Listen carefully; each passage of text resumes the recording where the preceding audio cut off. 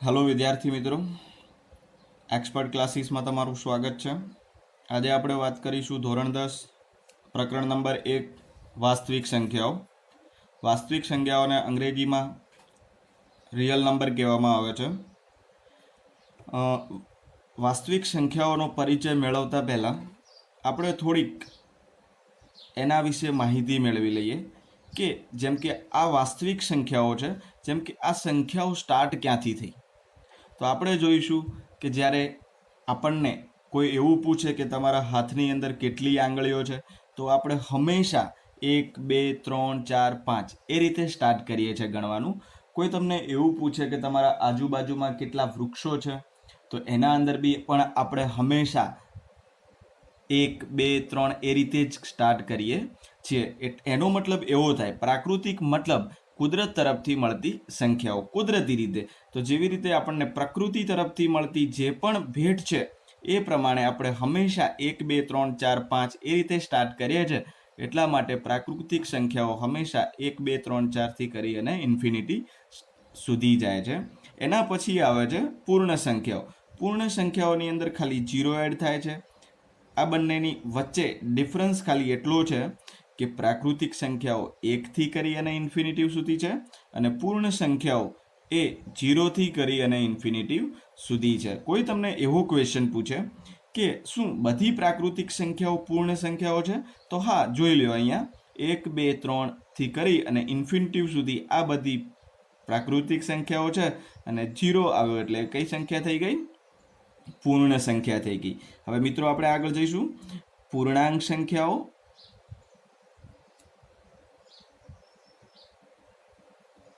પૂર્ણાંક સંખ્યાઓને આપણે અંગ્રેજીમાં ઇન્ટીજર કહીએ છીએ।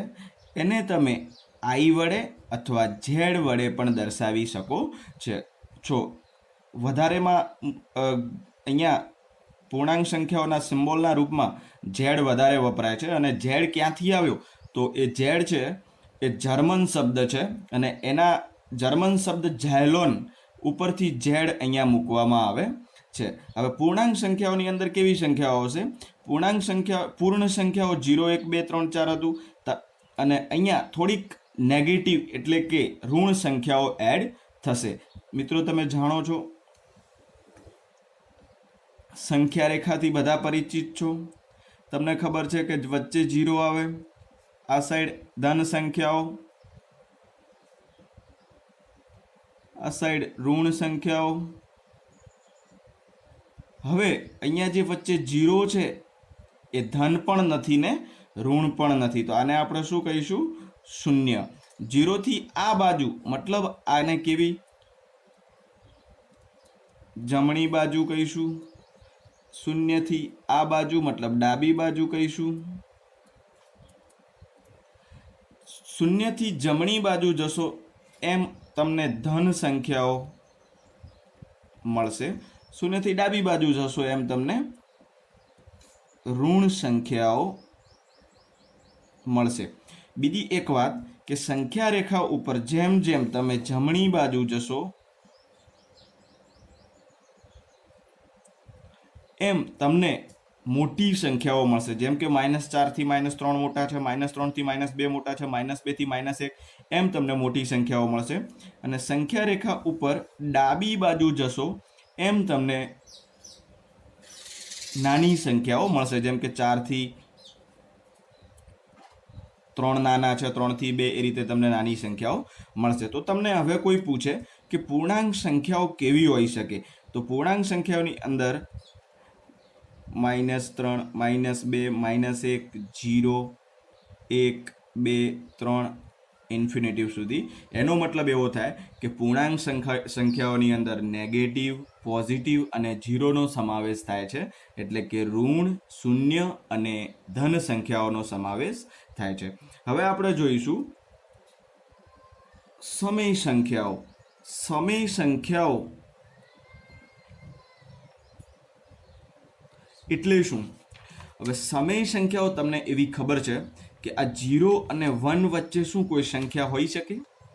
આપણે જોઈએ કે 0 અને 1, 0 અને 1 છે, એના વચ્ચે કોઈ સંખ્યા હોઈ શકે? તો આપણે જોઈએ કે ધારો કે આ એક વર્તુળ છે, એ આખું છે એના 2 ભાગ કરીએ એટલે એ કેવી આ ભાગ બી 1/2 થયો અને આ ભાગ બી 1/2 થયો.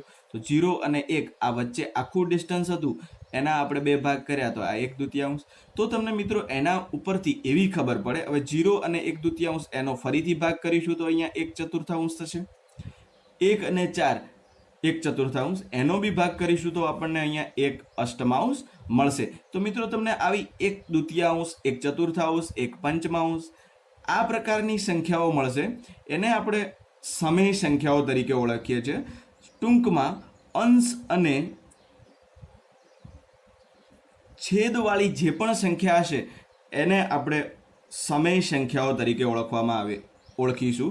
જેમ કે આપણે બુકની અંદર જોઈએ એ પ્રમાણે અંશ મતલબ p/q ફોર્મવાળી કોઈ પણ સંખ્યા હશે એને આપણે સમય સંખ્યાઓ તરીકે ઓળખીશું. અને તમારે થોડુંક અહીંયા યાદ રાખવાનું છે, q નોટ ઇક્વલ ટુ 0 હોવો જોઈએ. નીચેની હંમેશા છેદ છે એ ક્યારેય 0 હોવો જોઈએ નહીં. કોઈ પૂછશે કે કેમ છેદ શૂન્ય ના હોવો જોઈએ, તો મિત્રો તમે જોઈ શકો છો કે કોઈ પણ સંખ્યાને 0 વડે ભાગતા એ પદ કેવું થઈ જાય છે? અવ્યાખ્યાયિત થઈ જાય છે.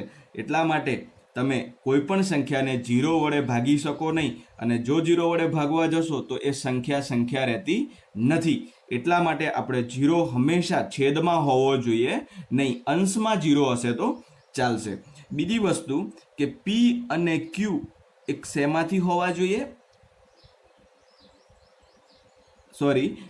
p હંમેશા z માંથી હોવો જોઈએ. z મતલબ નેગેટિવ નંબર, પોઝિટિવ નંબર અને 0 એમાંથી કોઈ પણ સંખ્યા તમે અંશમાં લઈ શકો છો.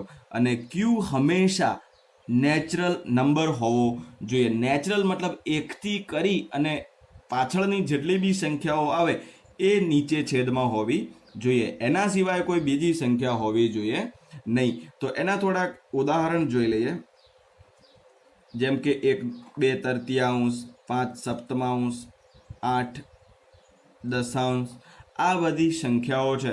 આવી સંખ્યાઓને આપણે સમય સંખ્યાઓ તરીકે ઓળખીએ છીએ. અને મિત્રો સમય સંખ્યાને રેશનલ નંબર તરીકે ઓળખવામાં આવે છે. અને રેશનલ નંબરને સમય સંખ્યાને આપણે q વડે દર્શાવીએ છીએ. q મતલબ ક્વોશન્ટ થાય છે અને એ એનો સિમ્બોલ છે. મિત્રો નેક્સ્ટ અસમય સંખ્યાઓ. હવે સમય સંખ્યાઓ પછી જે પણ સંખ્યા આવે એને આપણે અસમય કહીએ છીએ. એનો મતલબ એવો થાય કે જે સંખ્યા સમય ના હોય એને આપણે અસમય કહીએ છીએ. હવે અસમય અને સમયના થોડાક ઉદાહરણ જોઈ લઈએ. ઉદાહરણ તરીકે વર્ગમૂળમાં 2 છે, વર્ગમૂળમાં 3 છે. વર્ગમૂળમાં 2 ની કિંમત તમે જોશો તો 1.42 સમથિંગ, 1.4205 1 આ રીતે સંખ્યા ચાલતી રહેશે. ક્યાંય એનો એન્ડિંગ આવશે નહીં. એવી જ રીતે તમારા જોડે પાય છે. આ બધી સંખ્યાઓને આપણે અસમય સંખ્યાઓ તરીકે ઓળખીએ છીએ. હવે આપણે થોડુંક એક્સ્ટ્રા હવે આપણે આવીએ વાસ્તવિક સંખ્યાઓ પર. હવે વાસ્તવિક સંખ્યાઓ શું છે? તો મિત્રો આજ સુધીમાં આપણે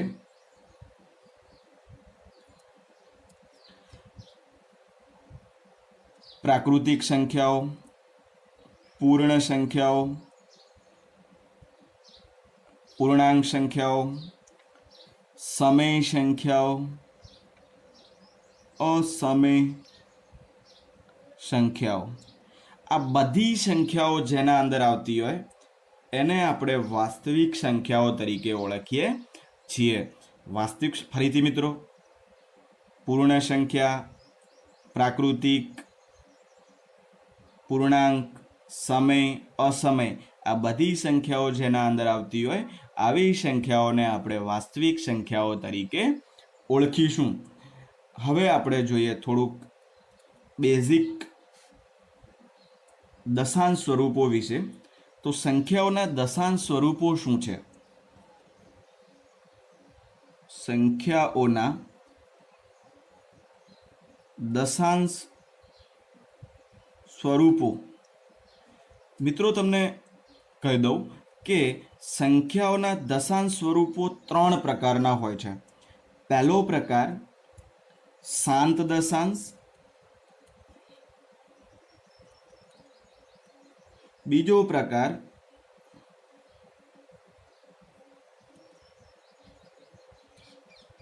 અનંત આવૃત, ત્રીજો પ્રકાર અનંત અનાવૃત. તો મિત્રો આપણે જોઈએ પહેલા 1 બાય 1 દરેકનું થોડુંક જ્ઞાન મેળવીએ. પહેલા આપણે જોઈશું શાંત દશાંશ. શાંત દશાંશ એટલે શું? આપણે જોઈએ કે ક્યારેક કોઈ સંખ્યાઓનો ભાગાકાર કરતા તમને ડાયરેક્ટ 1.5 એના પાછળ કંઈ ના હોય, બસ આટલે સ્ટોપ થઈ જતી હોય, 2.25 આવી બધી સંખ્યાઓ મળે છે. જેમ કે આપણા જોડે 34 ભાગ્યા 4 છે. હું 34ને 4 વડે ભાગું તો 4 અઠ્ઠા 32 થાય, 2 વધે, ઉપર પોઈન્ટ લગાવું, અહીંયા 0, 4 પંચા 20. ઓકે, અહીંયા શેષ શૂન્ય મળી ગઈ. હવે શેષ શૂન્ય મળી એટલે હવે આગળ ભાગ ચાલશે નહીં, તો તમને અહીંયા પરફેક્ટ આન્સર મળ્યો 8.5. આવી જે પરફેક્ટલી આન્સર પોઈન્ટમાં તમને મળતો હોય આવી સંખ્યાઓને આપણે શાંત સંખ્યાઓ કે શાંત દશાંશ સંખ્યાઓ તરીકે ઓળખવામાં આવે છે. હવે આપણે અનંત આવૃત એટલે શું? મિત્રો, અનંત આવૃત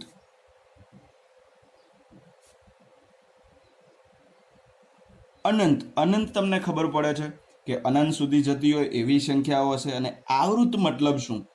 આપણે કોઈક સંખ્યાઓને ભાગીશું. જેમ કે આપણા જોડે 1/3 છે, 1ને 3 વડે ભાગીશ તો કેવી સંખ્યાઓ મળે છે આપણે જોઈએ. 1ને 3 વડે ભગાય ના ભગાય તો આપણે શું કરીશું? 0 મૂકી અને પોઈન્ટ મૂકી દઈશું. અહીંયા આવશે 10, 3 તરી 9, ઉપરથી ફરીથી 1 મળ્યા, પોઈન્ટના પછી તમે 0 મૂકી શકશો. 3, 9, 1, 3. તમને અહીંયા 0.33333 આવી સંખ્યા મળશે અને એનો ક્યારે એન્ડ આવશે નહીં. તો આપણે અહીંયા તમને ખબર છે એ પ્રમાણે કોઈ પણ સંખ્યા વધારે વખત પુનરાવર્તન પામતી હોય, આવૃત સંખ્યાઓનો મતલબ આવૃત મતલબ પુનરાવર્તન. જે સંખ્યા જેમ કે 3 છે એ ઘણી બધી વખત પુનરાવર્તન પામે છે, તો એની જગ્યાએ આપણે શું કરીએ છીએ? 3/12 લખીએ છીએ. તો આ પ્રકારની કોઈ પણ સંખ્યા, બીજી એક ઉદાહરણ લઈએ, 5.1212 અનંત સુધી, તો આને આપણે આ રીતે લખીએ છીએ 5.12 આ ઉપર જે લીટી ટાઈપ કરેલું છે એને આપણે 12 તરીકે ઓળખીએ છીએ. હવે આપણે જોઈશું નેક્સ્ટ. તો આ પ્રકારની જે પણ સંખ્યાઓ હશે એને અનંત આવૃત કહેવામાં આવશે. હવે આપણે જોઈશું અનંત અનાવૃત. અનંત અનાવૃત. તમને ખબર છે કે અનંત સુધી જાય છે, ઇન્ફિનિટિવ, એનો કોઈ એન્ડિંગ પોઈન્ટ નથી, પણ અહીંયા આવૃત હતી. આવૃત મતલબ ચોક્કસ સંખ્યાઓ મળશે અને એ હંમેશા રિપીટ થતી હશે. અહીંયા અનંત અનાવૃતની અંદર જોઈશું કે અહીંયા અનંત સુધી તો જશે કોઈ પણ સંખ્યાનો દશાંશ સ્વરૂપ, પણ એનું પુનરાવર્તન બી નહીં થાય. અનાવૃતનો મતલબ પુનરાવર્તન ના થતું હોય એવો થાય છે. તો અહીંયા આપણે થોડાક ઉદાહરણો જોઈએ. જેમ કે વર્ગમૂળમાં 2 છે, વર્ગમૂળમાં 3, પાય તમને ખબર છે પાયની કિંમત 3.14 તમે કેલ્ક્યુલેટરમાં કરી શકો છો, 20, 25, 30 આ રીતે ચાલતું જાય છે. તો અહીંયા વર્ગમૂળમાં 1.41, 23, એટલે શોર્ટમાં આ રીતે એ સંખ્યાઓનો ક્યારે એન્ડિંગ પણ આવતો નથી અને એ સંખ્યાઓ ક્યારે રિપીટ પણ થતી નથી, મતલબ એનો પુનરાવર્તન પણ થતું નથી. તો આ પ્રકારની સંખ્યાઓ છે એમને આપણે અનંત અનાવૃત દશાંશ સંખ્યાઓ તરીકે ઓળખવામાં આવે છે. હવે આપણે જોઈએ કે અહીંયા વર્ગમૂળમાં 2, વર્ગમૂળમાં 3, પાય આવી બધી સંખ્યાઓને તમે અસમય સંખ્યાઓ તરીકે લખી શકો. અનંત આવૃત અને આપણે શાંત દશાંશ હતું એને આપણે સમય સંખ્યાઓ તરીકે લઈએ છીએ. હંમેશા નોટ કરી અને આ એક વાત યાદ રાખજો કે સમય સંખ્યાઓની અંદર શાંત દશાંશ સંખ્યાઓ